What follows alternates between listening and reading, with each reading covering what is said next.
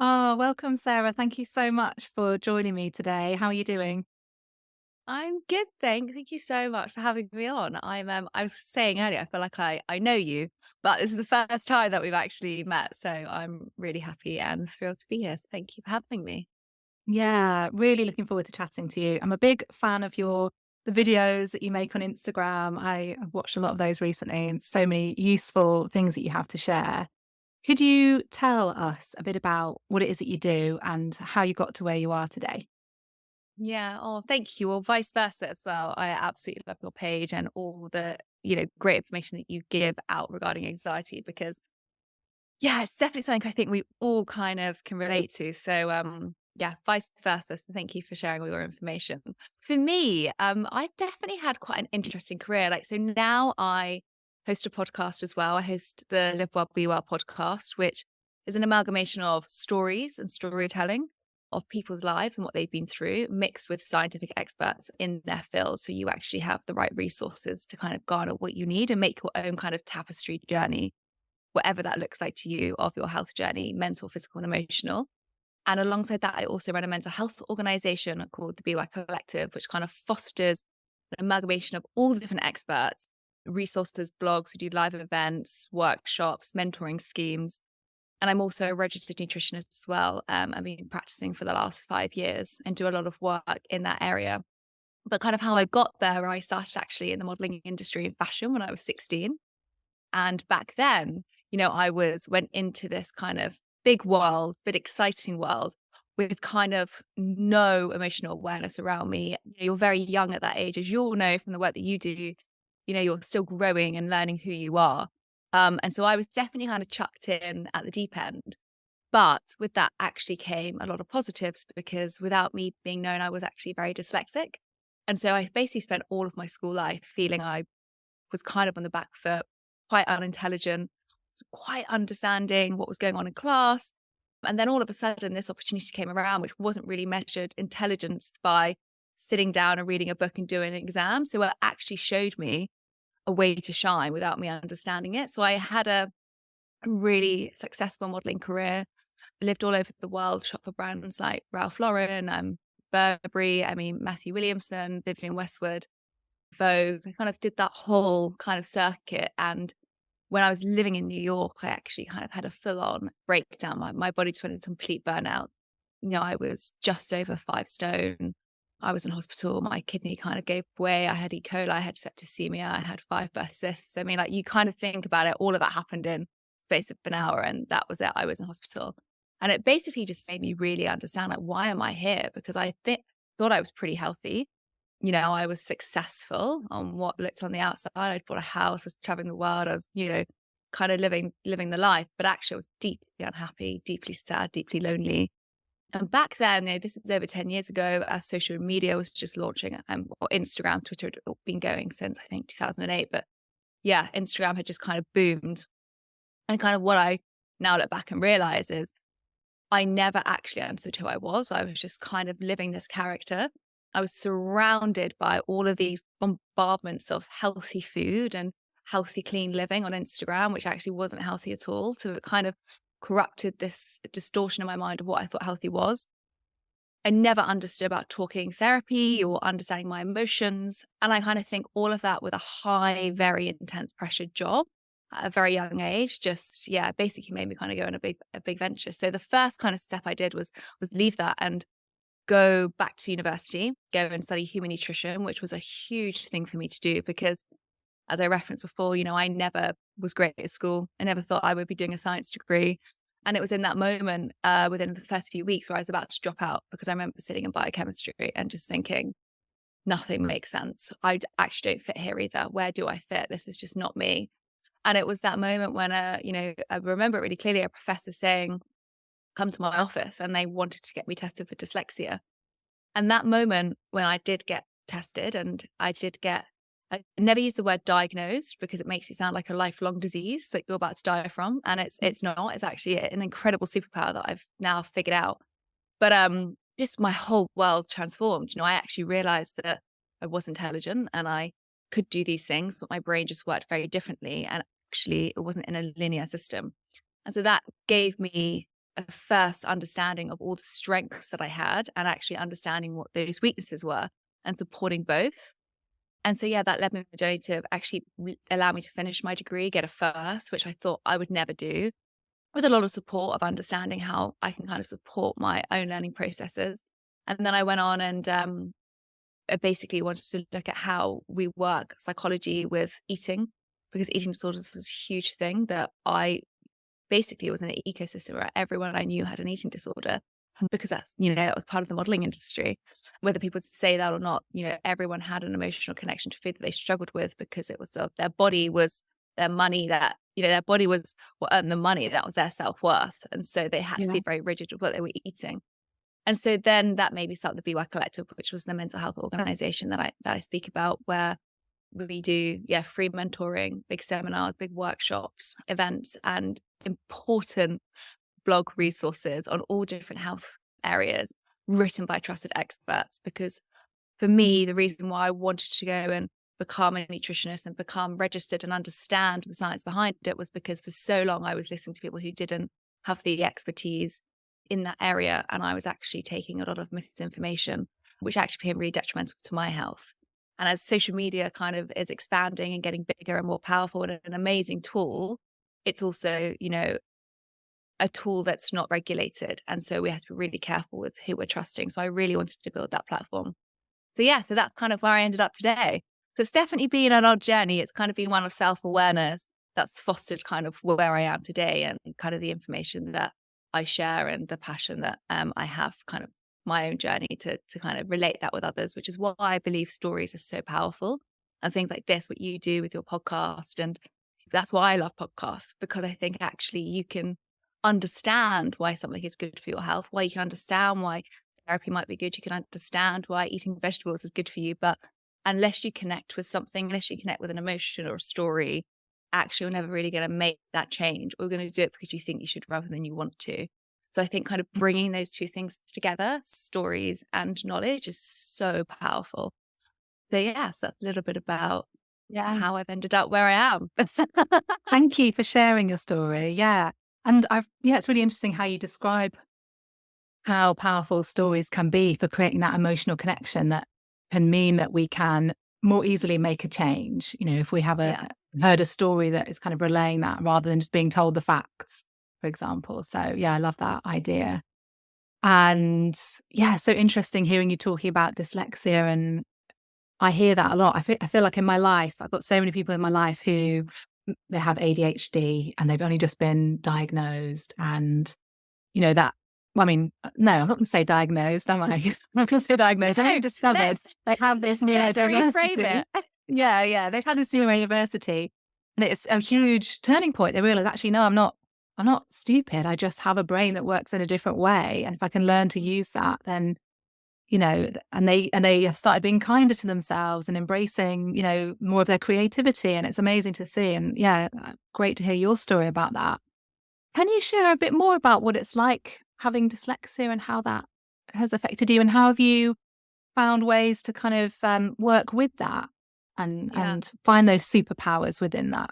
Oh my gosh, it's definitely a long linear journey. And I don't know if there's anyone listening to this who, when I describe kind of how my brain works, it connects with someone. And if there's one person that listens to this and goes, oh my gosh, that's how I feel, or oh my gosh, that's what I think my partner has, or my daughter has, or my son has, those moments are so important, because I, didn't find out that I had dyslexia until I was 24. And by that point, you are very conditioned to kind of believe that actually you are different. You are not as intelligent. You do struggle. You can't process. Your brain does go in 10 different directions. Why do you need to know all of the facts? Why can't you just accept that this is what the answer is? And it's Mm. interesting because what happens after that kind of later understanding that you've got this is all of that self-compassion work that needs to come in. And that is something that is so essential to anyone with neurodiversity, or to anything really, I think, that affects your mental health or your self-worth. It's having that compassion. And so, as well as understanding how my brain works and how I can support it, I've also had to develop a massive amount of self-love and self-compassion around all of this, because I have always talked myself down or always made myself a little bit smaller. And if I'm completely honest, the reason why I launched Be Well Collective and not my brand that's out there and it's my face originally was because I didn't think I was good enough. I didn't think I was, the voice of authority to do that. Although I did so much work and so much research in those areas and dedicated so much of my time to do that. That's why I kind of put up a facade. It's just really interesting when you look back and there was just a lack of self-compassion around this thing that I had. So I think talking about dyslexia and kind of taking it back, but I just thought it was a really important point because no one's ever spoke to me about that. And it's something that I've had to really learn around that and being kind to yourself is when I was at school, for me, when I get a lot of information presented to me, especially in black and white text, my brain would just shut off. It just kind of looks at it in a blur. So I would always feel, and this is where the intelligence comes in, even older life, when people go, I love this book, join this book club. This is one of my favorite books I've read. What's your favorite book? How many books have you read? And you're going, I don't enjoy that. Why don't I enjoy that? I find that overwhelming for me. I love a podcast. I love an audiobook, but sitting down to read a book, and you always feel a bit odd that for some reason it's socially acceptable to like books, but it's not socially acceptable to say, actually, it's just something I just don't enjoy, because then you're kind of looked on in a very odd way. So I kind of went through a lot of my life in school, like not enjoying reading, really struggling with it, really struggling with processing information. I could remember it, but then I would leave. And so all of these facts that would be thrown at us on school trips or for ready for exams, I just couldn't get them to stick in my brain. Trying to relay words, my phonics, like all of that just was all very mixed up. Although I inherently knew what I mean. And I think that's what's very frustrating for dyslexics. There's so many times it's very hard to communicate how you're feeling.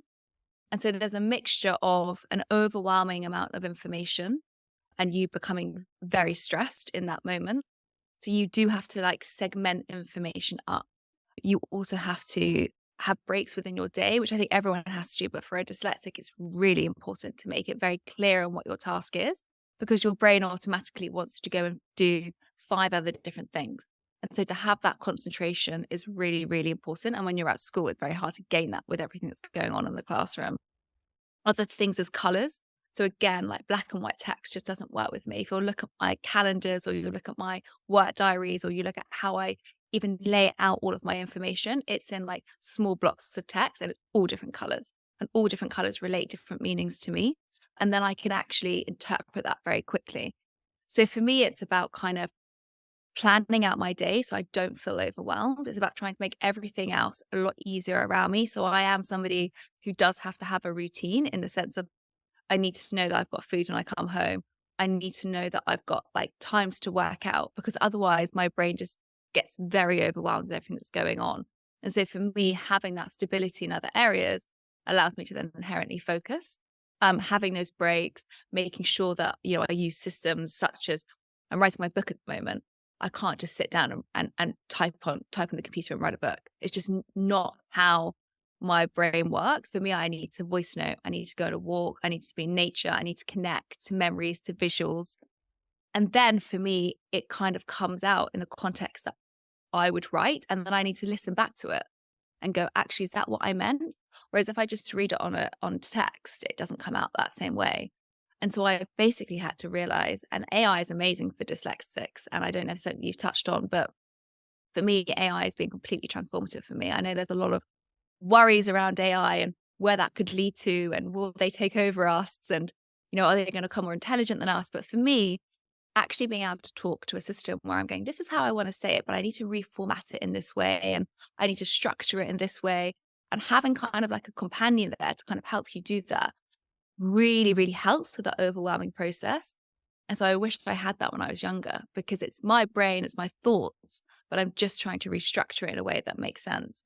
So I think there are all the things that I've really struggled with. And I basically brought in coping mechanisms, as I said, like voice noting, transcribing, doing all of those kind of things, making time in my day, not overwhelming my diary, and just trying to become a bit more kind of kinder with myself through those processes. I think for years I didn't write a book because I just thought, well, I can't write a book. I can't do it. Can't sit down. I can't sit in a room and sit down and just write my thoughts. And that for me was a barrier where actually there's so many other ways you can attempt to do that. It doesn't have to be this one social conditioned way that we've all been taught to do at school. And so I would say for anyone that's struggling with overwhelmment or processing or remembering information, that's a huge one, or, not enjoying reading or feeling very distracted in moments, all of these things are dyslexic traits. Again, emotions are a really dyslexic trait. You can get very overwhelmed in moments, and you can really struggle to process emotions sometimes. If any of these things resonate with you, it doesn't mean that like you're broken or you're unintelligent or you're not like everybody else and you don't want to be like everybody else. Actually, you really want to be different because that's where you shine. Then all of these things could be part of, a neurodiverse trait. And it's actually accepting that, knowing that doesn't work for you, and then trying to find solutions that do work for you. And I think we are now so lucky because we live in a world where there is so many solutions and options available. If this linear process, which I don't believe life is linear, but if this doesn't work for you, what kind of we've been conditioned to do, like look outside the box. And I think that's when neurodiversity plays an amazing part because you do look at the bigger picture. You do want to kind of open your vicinity and see actually, well, that's the problem, but I don't want to look straight down that one lens. I want to open it up. I kind of want to see what else could be happening here. And that's where there's so many other things that can kind of really help with that process. So I would just say, be curious with it. That's kind of a really big superpower of dyslexia that I believe. And like follow that curiosity and don't let any barriers. And this is where you'll come in with the amazing work that you do. Like, don't let those barriers kind of block you, kind of push through them. And then actually, I think like a lot of people who are neurodiverse really do shine because they let that superpower kind of come out. Yeah, how amazing. Yeah, finding different ways to do things. It's interesting, isn't it, how we are conditioned to, you've got to sit down and write your book and you've got to read a book, not listen to a podcast or whatever it is, and actually finding ways that work for you and what that might look like. And I often, well, I do wonder about how many people who maybe have been, told they have anxiety actually do have neurodiversity and that is just undiagnosed. And if they could, have more support around that, then they wouldn't feel so anxious. I think it's really interesting area to think about. It And really is. yeah, I was even sitting down having a conversation last night with someone who I didn't know. I was kind of just at an event and he asked me, he kind of just wanted to know a bit about my life. And I told him apart, when dyslexia was when I was told that I had dyslexia. And he just latched onto that and he said, did your whole world change? Did you understand who you were? Did all this happen? And 5 minutes into the conversation, I was like, did this happen to you? And he had ADHD. And he just said, I listened to Gabo Mate's audiobook and he was describing his struggles with ADHD. And I was walking into work and I was just sobbing and I was crying. And I was like, this is what I do. This is how I feel. And, he was saying the only thing that's keeping me alive was my work because I was arguing with my family. I was arguing with my children. I was a crap husband, crap father, awful friend, like all of these things because he just couldn't understand his brain. And as soon as he connected to what he was saying on this Audible book, he was just like, oh my gosh. And he said, I'm so ADHD that I can't even go and get a diagnosis. I'm so bad that I can't even kind of book that in. And just hearing like these kind of groundbreaking moments that like people go through when they actually understood because they feel basically that they've been seen and they've been heard. And that's such a big thing because actually so many of us don't feel seen and heard who we truly are. And we try to like morph into what we believe society thinks we should be, when actually we should just be who we are. But because we haven't ever been taught to understand emotions, to understand ourselves, we kind of just go through life like fitting into what we think is right. And I think that's where actually so much work just has to be done and kind of understanding who we are and actually not shying away from it, like empowering it basically. I love that. Yeah. And it's interesting that there are so many people, I can't even think of people off the top of my head, but so many like amazing entrepreneurs and, people, great thinkers. I think didn't Einstein have ADHD or Einstein, something? dyslexia, he had Oh, dyslexia, did he? Okay. Yeah. Steve Yeah. Jobs had dyslexia, Steven Spielberg's got dyslexia. I mean, there's so many amazing minds that all have this. Richard Branson, he talks about it a lot. He's a massive advocate for neurodiversity. so many incredible minds that have this, but sadly it's just been stigmatized. And it's like something like 1 in 5 people are dyslexic. I'm like, why do we not talk about this more? 1 in 10 people have, 1 in 9 have IBS. Everyone talks about IBS. Everyone talks about symptoms and flare ups and the FODMAPs and the gut and the brain Mm. connection and how, you have increased levels of anxiety and depression with IBS. 1 in 5 people have dyslexia. No one talks about it. And then, like, True. Yeah. it's Yeah. crazy. Yeah. Oh my gosh. Yeah. Well, thank you for speaking about it. Yeah. Amazing. I wanted to ask you about, I know obviously you work in the world of nutrition.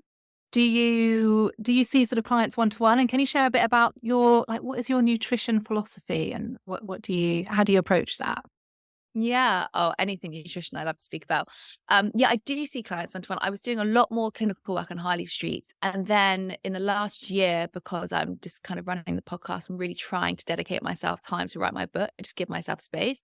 I've taken it down to 1 day a week. So I still do that because I do love seeing those one-to-one changes and helping people in that way. But actually, there's a part of me that if I can help more people in a larger way, actually that has a bigger ripple effect. So I try to dedicate more time to doing that at the moment. But I still do love, and that's why I cherish that 1 day that I have in clinic. But my kind of my approach to nutrition is really similar to actually something that how I set up the Be Well is I know that nutrition is one disposing factor to so many other things that make up our kind of health journey. And it's multifactorial. Like we aren't linear.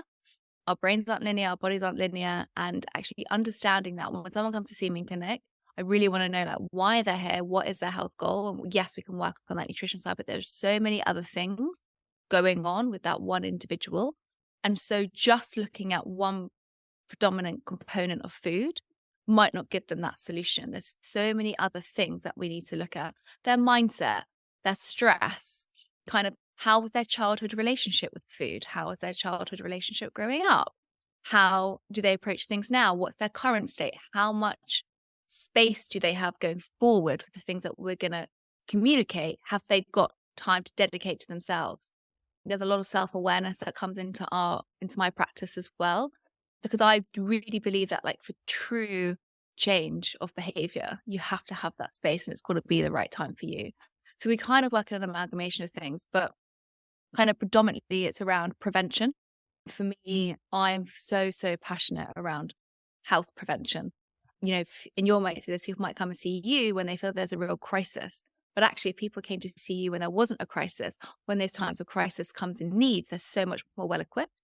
And it's the same with nutrition. People kind of come to me when there's a problem. They've got high blood pressure, they've got IBS, they're suffering with low mood. And like actually it's really important that we kind of treat in that moment and we do as much as we can. But actually, if you come to see me more on the preventative side and say, these are the things that I eventually would like to get to, and I'm in a really good space in my life to dedicate time to do this, the results are like profound. You see so much more because people have got the mindset to actually do and achieve these things. And I think a lot of the time we all look for a magic pill. We all really want that quick fix. And so much around how I practice is there's just not one quick fix solution. It's not going on 10 supplements. It's like stripping all back, seeing actually where you are. Food is first. But I work predominantly a lot on mindset with nutrition. And that's just Right. one of my personal passions. So we can kind of work those two together and also get the foods to support that and the nervous system, then actually things become a lot easier in kind of the long run. And we see those longer term changes. So yeah, for me, it's more around kind of mindset and nutrition and merging those two together. Such an interesting idea about prevention, isn't it? Because I think so many of us are like that. We only seek help when things get quite bad. Like Hmm. we might be Yeah. struggling with something for years and not seek help. I read something recently about anxiety. 50% of people don't seek help for anxiety, and it often takes people about 10 years before they actually seek help. So I think there's a lot of things kind of blocking us from doing that. And I know I saw a post you did about kind of implementing self-care and why we don't take care of ourselves. Why do we not prevent things from happening before they get started? I'd love to hear your thoughts on that. So for me, like as you're saying that, the whole thing that I wanted to say with that was shame. Like we're Mm. shame. There's so much that we don't speak about in shame, and obviously Brené Brown is like the goddess of shame. You know, she is like the pinnacle of the person to listen to around that. But every time we feel that we're going to say something that's going to either disappoint us, disappoint people around us, lead to that kind of shame umbrella, it stops us from doing it. You know, we're inherent characters. We just kind of, it's harder to face those moments than it is to not. So the brain is incredibly lazy. It's incredibly powerful, but it's incredibly lazy. And so if it has to do work, it doesn't want to. So it's easier and it's more of a habit formation to go, actually, I don't need to approach that because that's going to take a lot of work, a lot of energy, and it's going to cause a lot of pain. And so for that reason, I don't want to go there. It's easier for me just to kind of sit in this discomfort of what I'm experiencing and actually not face it. And so many times, sadly, that's how we're conditioned. And, you know, that keep calm, carry on that you see in all these mugs and this like logo that we kind of seem to have in the British society is a lot from kind of our parents' generation, where they were parents of children that were brought up in the war. And it was just kind of like you deal with it and you get on with it. And that's kind of being kind of conditioned, I think, into our generation. Whereas I think now we're trying to kind of fight with, but wait, it doesn't have to be that way. And it's kind of trying to take that shame off by saying, I don't need to keep calm, carry on. But there's just a lot of kind of conditioning from our parents, unless you've grown up with parents who are openly wonderful and spoke about your feelings and allowed you to have that space. But I think it certainly wasn't the case from my perspective and how I grew up. It's not the perspective from a lot of people that I speak to. So it's trying to not allow that shame to kind of stop you as that barrier. And it's understanding what shame is, right? It's understanding, like, is that the feeling that I'm feeling when I'm thinking about addressing this emotion or pushing this forward? And how am I dealing with that conflict? And so I think that's kind of a really big area of stopping us having self-care. And it's interesting because self-care is one of my pillars that I talk about a lot, and the 7 pillars that I have. And I think self-care has been really misinterpreted. And I don't know if you think this, Chloe, but I really believe that we look at self-care as we're going to go and have a spa day, or self-care is, I don't know, getting my nails done, or it's getting a blow dry. This is speaking for girls, speaking for guys. Maybe it's like, I'm going to go and lift weights, or I don't know, I'm not a man, but whatever that kind of conditioned self-care is into you. But actually, self-care is like a daily practice. It's something that brings you joy and it's space for you. So for me, self-care is like allowing 10 minutes where I sit down to this consultation, to this podcast, to make myself a tea, to actually like treat myself to a green juice that I inherently enjoy, and to have space before I sit down. Like that is me giving myself self-care. It's not taking calls to the very minute to this podcast and then not having headspace. It's actually saying, no, I respect myself more than that. And I'm going to block 10 minutes of time for me. Like these are moments of self-care. These are things that you put into your day that actually make your life a lot more happier and joyous because you are controlling it. It's not having a spa day because that is not accessible to everyone. That's a very elite way to look at it. And so it's about what can you do in your day that is literally for you, that gives you peace and happiness in those moments. And I think it's a rewriting the narrative of self-care. I think that's really, really essential. Yeah, I love that. I love that. And I guess even if you know, are lucky enough to have a spa day, that's not going to be very like nourishing and sustaining to your everyday. We kind of do need those like 10 minutes here and there, or a bit of white space in the diary, or an early night, those sorts of things. An You know, a early spa day night is is not going like, to really do anything, I don't think. Maybe for a few minutes afterwards, you're going to feel relaxed, but yeah. yeah, but I also kind of think like how much pressure to be like, right, I need self-care, right, I'm going to try and book a spa day. Okay, now I feel financially burdened because that feels really expensive. And actually like all of these things that kind of come into play. And I think, as you said, like spa day is lovely, but it's not a daily practice for you that you can do for yourself. Like getting an early night might not be a daily practice, but when you could actually look at your diary and say, do you know what? This week, this is for women.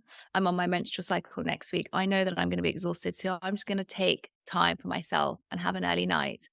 And I'm going to go and get loads of foods that are good for kind of an anti-inflammatory. I'm going to get lots of salmon and nuts and avocado and olive oil and have loads of peppermint tea and chamomile. And I'm going to stop my meetings at 6 because actually that's what I need. Like all of that is self-care.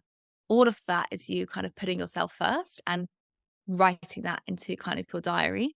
So yeah, I think it's rewriting that narrative. I love the sound of all that. That sounds wonderful.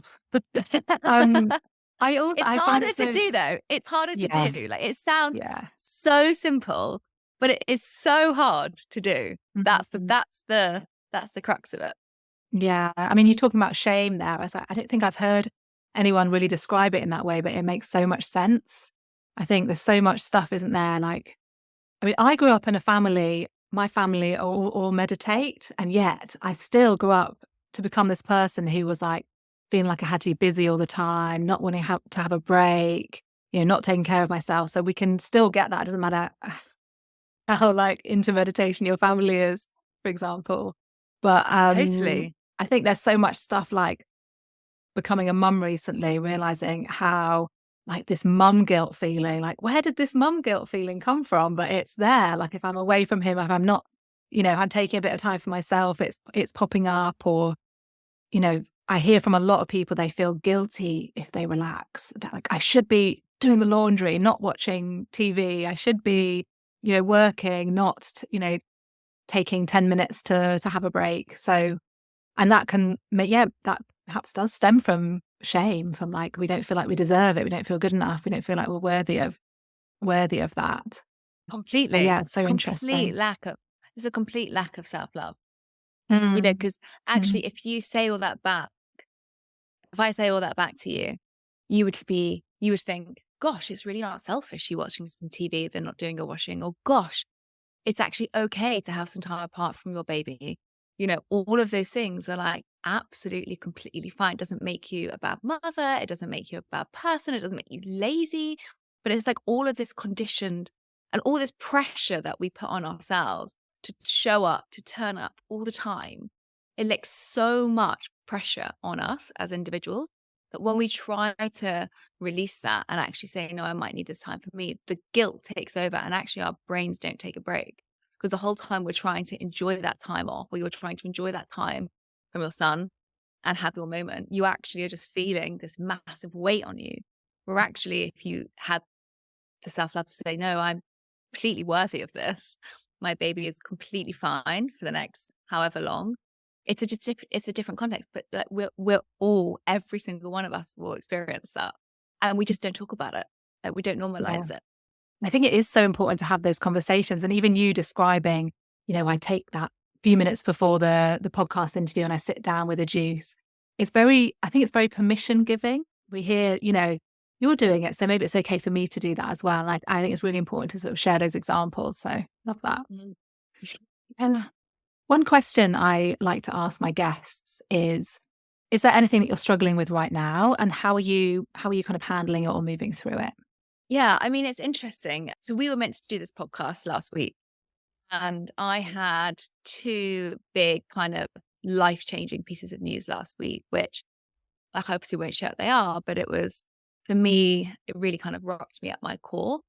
And I've been doing a lot of processing in the last week about kind of what's happened to me recently. We all have those moments, right? We all have those moments that are you think are completely life changing, that you don't know how we're going to get through something. You don't know if you've got that strength. And I think I've definitely grown a lot in the last 10 years. I've had definite moments of like life changing information given to me or things that have happened. And I think in the past, I'd be incredibly reactive to that. It's inherent, right? You shout or you're angry or you cry or you think it's like there's no way you can get through this. Or then when that piece of information is delivered to you, you think it's like the end of the world and you don't know how you're going to see the light at the end of that tunnel. And it's a really natural human instinct just to be insanely reactive because it's kind of your fight or flight mechanism that kicks in. But like something that I've really worked on in the last week where I wasn't inherently obviously I had all of these the same emotions were still there. It's not like I just was a Zen Buddha at all. Like I had all of those anger and upset and loneliness, all those emotions came up within me. But I think something that I have really tried to foster, and it's something that I've tried to live by in the last few years, is adaptability. And it's around knowing that actually life isn't linear. These moments happen, and there's not always one answer to what you think is the solution in that moment. And I say that as I also read a lot around Philip Schofield this week, who has obviously been hammered in the press a lot. And he's done something wrong. He's inflicted a lot of shame on himself. He's inflicted a lot of shame on his family. He's inflicted a lot of shame on his friends, the people he works with. He did an interview this week, and he said, if my daughters weren't here for me, it would be the same story as Caroline Flack. I now know how she feels. And there's always two sides to a story. And I think that's really important. But there's this kind of adaptability, like you look at it from one lens and you think, okay, massive amount of shame for what he's done. And everyone's hammering him and everyone's very nasty towards him. He is obviously trying to survive through all of this, obviously has an insane amount of shame through this, carrying it anyway. And then there's all of this media attention on him. And we all go through life where shit happens and where things come up. And actually, it's about realizing that maybe life isn't this clear, pure line that we all imagine it to be. Maybe nothing is perfect. Like we say that, but we don't actually observe that. And so when things happen to us, we kind of go, okay, well, that's the decision I need to make. Okay, well, that means X. And actually it doesn't. And I think it's around taking that time to like understand oneself and like how adaptable can I be in this moment that's right for me. And that's something that I've definitely kind of come more to terms with in the last few years. And when these kind of moments arise, it's about enhancing that adaptability, because it's not something that you're just born with, it's something that you have to learn. And that is something that's really important, knowing that whatever life's being thrown at you, and there was a lot that was thrown at me last week, like there is no rigid route, and things and emotions change and you change and how you're feeling changes. And that's something that's really important to harness and hold. And so I just think that was something that I thought was maybe really important to share, that actually if people are listening to this and they're going through something incredibly difficult, actually just think about adaptability. Like whatever it is, that's okay, whatever emotions are coming up, but try not to just be that reactive you, because actually, is that going to be the best for you in the long term? And so I think, yeah, that is a term that is kind of sitting a lot presently in my mindset. And I think it was just before we started recording that we were talking about, I can't remember if you were talking about, I think you were talking about a podcast guest talking about how adaptable we are as humans. Like we've adapted and evolved for hundreds of thousands of years, and to be adaptable is our nature. And I think sometimes we can forget that we are stronger than we realize, and we can, Yeah. learn to change. And just, I guess, Yeah. that reminder as well of everything is changing. Like you said just now, our feelings can change moment to moment. New information can come to light. People can come into our lives to support us. Things might not turn out how we're, expecting them to, quite often don't. But yeah, so that, I suppose within that adaptability, kind of recognizing that things change all the time. Yeah. I didn't quote him, but it was Brian Johnson that we had on last week. And he said a line, he said, adaptability is merely a trait, but a lifeline in a world that refuses to stay still.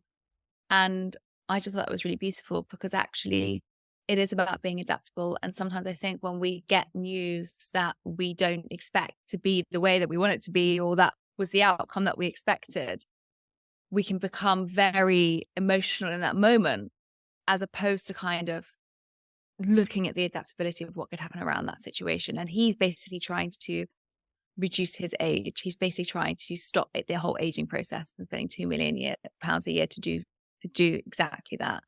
And he goes through, like, he hits these moments of pain and he's trying to adapt as much as he can. And not saying that, we need to take what he's doing, but it was just really interesting when I asked him, like, how do you have the strength to do all of this? And he really believes that like adaptability is kind of a really important trait to human existence, which I just found actually really important for me in this last week. So Yeah. yeah. Fascinating. I guess just lastly, like, do you have any words of advice for people, struggling with anxiety right now? Any sort of tips or words of wisdom that you wanted to share? Yeah, well, I would say, I think something that, I do suffer with anxiety. First off, I think like we all have, I honestly truly believe that anxiety is just part of human existence. Like, I don't think one person, if they do, they are the Dalai Lama. I think even he actually gets it, goes through life, not moments feeling anxious. And obviously you can have chronic anxiety that could be completely disabling, and you can't move and you can't work, and it affects your day-to-day life to such an extent.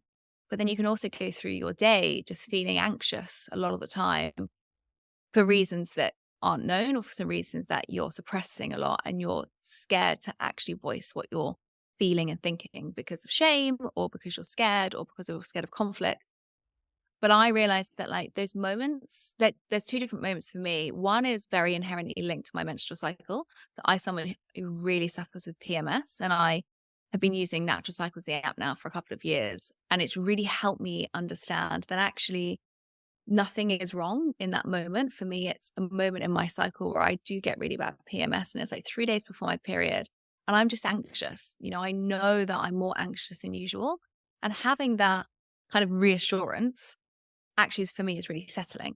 And so I have a lot of like acceptance and self-compassion for myself, which is definitely something I'm still working on. I don't sit through it and go, oh, I'm fine.